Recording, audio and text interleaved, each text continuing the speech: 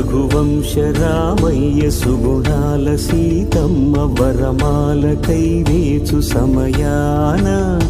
శివధనువు విరిచాకె వధువు మది గెలిచాకె మోగింది కళ్యాణ శుభవీణ కళ్యాణం వైభోగం శ్రీరామచంద్రుని కళ్యాణం